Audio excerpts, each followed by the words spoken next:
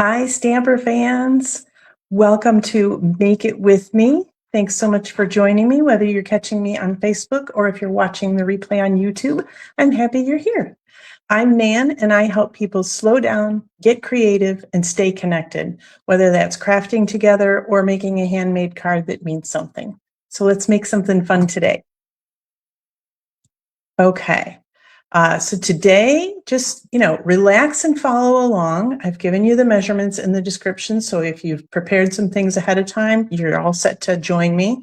And if you want to just watch the first time and then come back and catch the replay to craft along the second time, that's great. No big deal. Okay. So I've got a technique today that looks intricate, but it's actually super easy, and it uses up a lot of those pretty paper scraps you probably have lying around that you just can't bear to throw out. It's called the Starburst technique, and I want to thank Emily Kimmy, who happened to show it on her Instagram recently and reminded me about it because I haven't made one in a little while. Okay, so I am using the Lovely Arrangements bundle today and the Lovely Blossoms designer paper. You use whatever you have on hand, okay? And if you want to recreate mine completely, the supply list link is in the video description as well, so you can get exactly what I'm using too. I'm running out of space for put things already. Okay, so I am starting with a standard card base of 8.5 by 5.5. It is scored at 4 1/4 right down the center. Mine is Secret Sea, which is one of our in colors. Excuse me. And the next layer is a basic white piece that is 5 1/4 by 4, pretty standard card layer. And this is what we'll be putting those pretty papers right to. So really, that's like your two main parts. So very, very easy. Next, you're going to need some designer paper strips. And oh my goodness, I keep getting pop-ups and then I can't read. So about these strips, you don't have to get these measurements absolutely perfect. What I'm using is 5 inches by 1.5 inch. I've got a couple different designs. You can also pick a designer paper that has a good contrasting other side, so like this one. And I'm probably going to use all 3 of those designs actually in mine. But yeah, just you probably need 6 to 8 of these strips. So if you've got a pack of paper that has a lot of little scraps in it, perfect. Okay. You'll need your trimmer.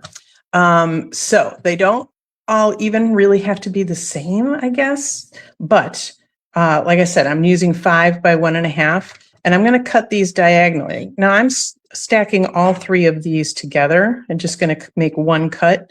On our trimmer, at least I know you can cut like 4 or 5 of these easily in one go. So I've got my strips here.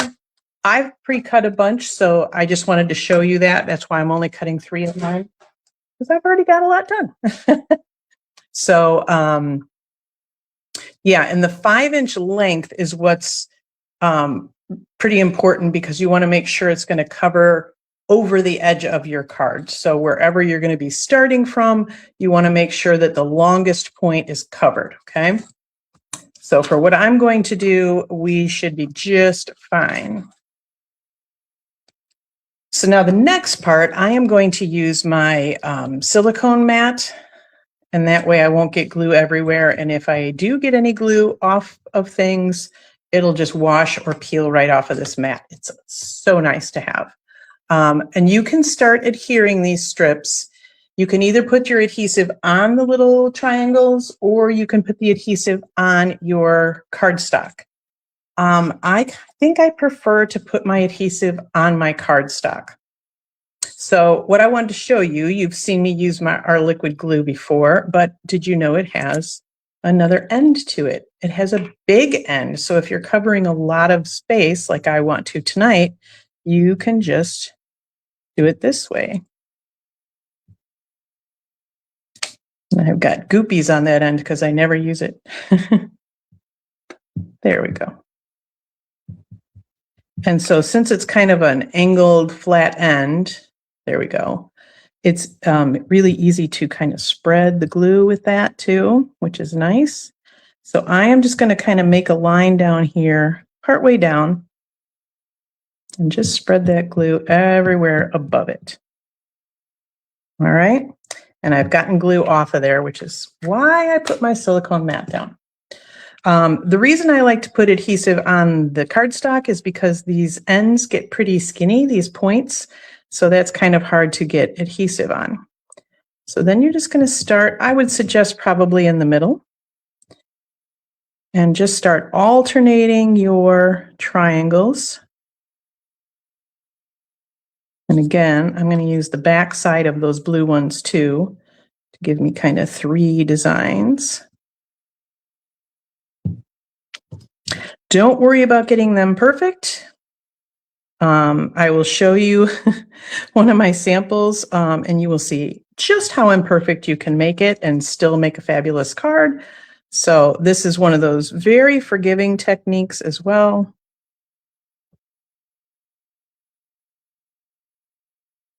And I am going to add just a little more adhesive here. So my line is not going to be perfectly straight. And you know what? That is just fine. I just want to make sure that those triangles all butt up against each other. Okay, so now we need one of these over here. I like to work with the liquid glue because it does give you that bit of wiggle room, right? But you can also just cover your cardstock or the back of your triangles with Stamp & Seal, or you can also use our adhesive sheets, which we mostly use for die cutting, right? But you could totally cut a piece just to fit exactly what you need, and then just use that. The liquid glue offers that little bit of wiggle room, like I said, which I do like. The Stamp & Seal is actually got a lot of forgiveness with it too. So if you put it down kind of lightly and you're like, oops, I need to move that over a little, you can usually kind of peel it up and continue on. So, okay, after that comes this. I'm chatting away and not paying attention. I want to make sure I get my pattern right. Okay. I've got a little bit of glue bleed out, which is fine. It's ever so slight. So I have a bunch left over. I can make a whole other card. Okay. So now you're like, well, that's kind of a mess, isn't it? Yeah. But what we will do is turn this over. Well, that's pretty too. And then you're just going to give it a haircut.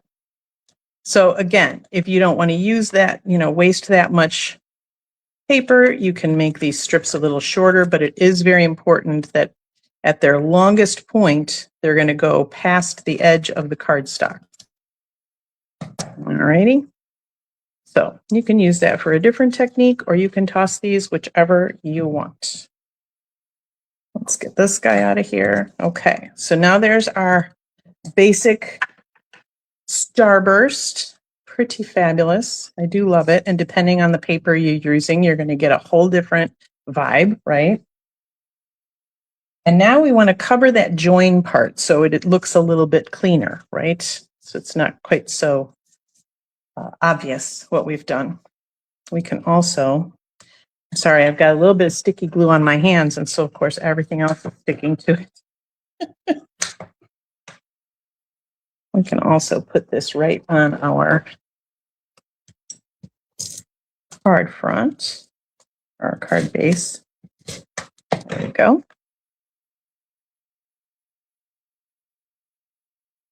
I just refilled this for the stamper man over the weekend because he prefers to use the Stamp & Seal, and I tend to use the liquid glue now.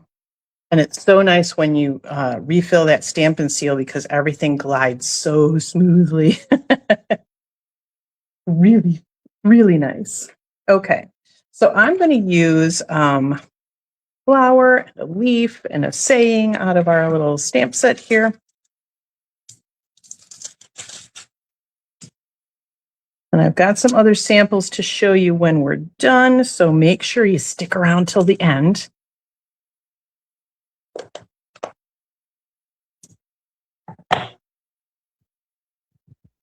Okay, so we will do some Nice blue leaves, because who doesn't love blue leaves, right? I decided to do that to mimic that paper we were using. And then we will stamp one of the big flowers, right? Yeah, but I'm going to stamp this on our petal pink. And I have given you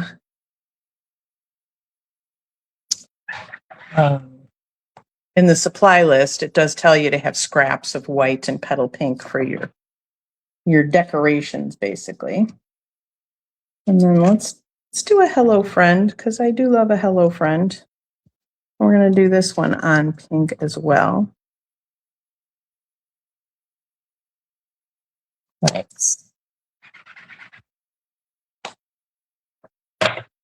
When my stamps are actually kind of used a little bit, because they just stamp cleaner.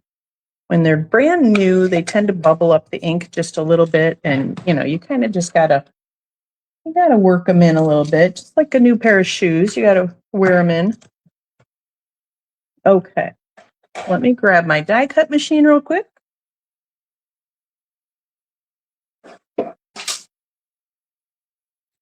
Because, oops, I totally forgot to grab that beforehand. So you can totally use the mini die cut machine with this. So if that's all you have, these pieces will totally fit through there. But I have a big piece of the petal pink, so it's just easier to run it through the big boss, if you will. Okay, let's get our dies out here.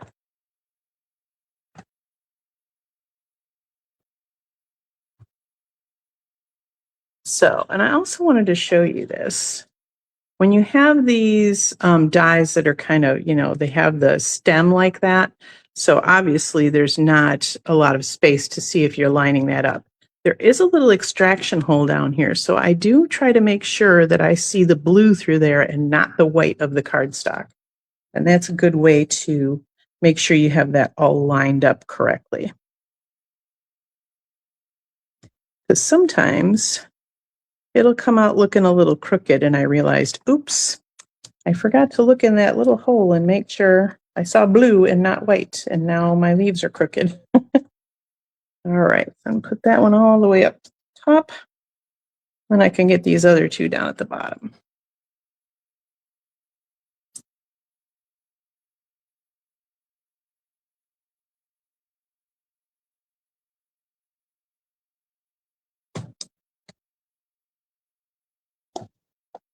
Nice little label for that one. I do love this die set because it's got a couple of different labels for like sentiments, and they're just pretty simple. They're not specific necessarily to this stamp set. So if you want to use them with other greetings and so forth, it works just great. One more card. All right.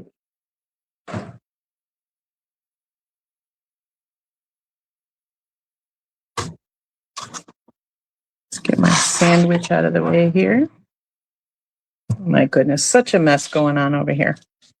But isn't that the way, right? As you're crafting, you just keep piling things in empty spots until suddenly there's no more empty spots. I don't know about you, but that is definitely how crafting goes for me.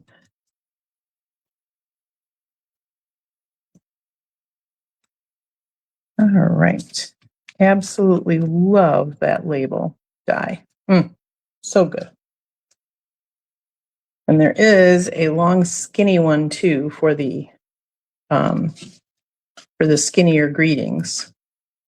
So some good versatile stuff in there. Okay, let's get stuff out of the way. Okay, now we're just going to pop this up on some dimensionals. So we'll put a couple there. Yeah, maybe one more. And then I also want my leaves up on dimensionals. And remember what my friend Maggie always says, dimensionals are cheap and I'm not. So just use them all. You get a bunch in a package. Okay, so I'm going to put my flower right in the center there to cover up that joining part. And then we'll pop our leaves. Oh, right about there looks good. And then I will put my greeting on flush with the paper. We'll pop that just under our flower. And there you go. You have your Starburst technique. How awesome is that? I absolutely love this technique. Now let me show you the same card, but the different orientation for the Starburst. So I did the same thing. I kind of made a line with my adhesive and I just put it on this side and went out this way. Oh, I forgot my little dots. Let's put our little dots on, shall we?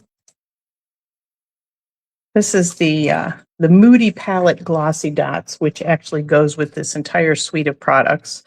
I love it when they put a suite of products together because it means I don't have to think about things. I know that everything goes together. And I have to think about enough stuff in my life, right?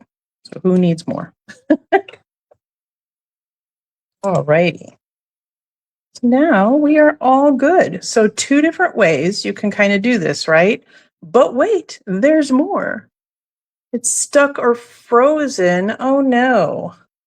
It could be me. It could be, I am not sure what to do about that. I have one more sample to show you. Make sure I've covered everything here.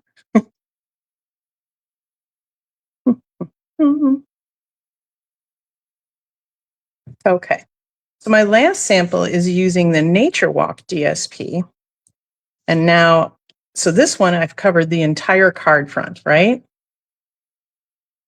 Hang on a second here. Okay. But what I want to show you about how forgiving this technique is, I did not adhere my greeting yet because look at that mess I made. I started going around and then it just didn't quite, and oh my gosh, and I'm like, you know what? I'm going to cover that up anyway. So I'll just get it close. And so now I can just take my backings off of my Stampin' Dimensionals. And I will put that on. And voila. You can cover the whole card like that. It's fine for you. Okay, thanks, Russ. So yeah, probably just Molly's connection there. That's good. So, all right. There you go. I hope you will try this technique. It is quite fun. And as you can see, pretty simple to do. It takes a little bit of, adhering things, but that's about it. I'd love to see what you come up with. So if you want, you can always pop a picture in the comments here on the Facebook or on the Facebook. Wow, on the Facebook video. Or you can always email me a picture at stampernan@gmail.com. Happy to see you from there. I love that. Wow. Apparently it's a Monday. This is hard. It's been, I think, 3 weeks since I've done videos. So, but yes, I will be sharing more about this technique with some, close-up pictures and measurements and things in my weekly newsletter, which you can subscribe to at stampernan.com. So check out that if you don't already. And thanks so much for spending part of your day with me.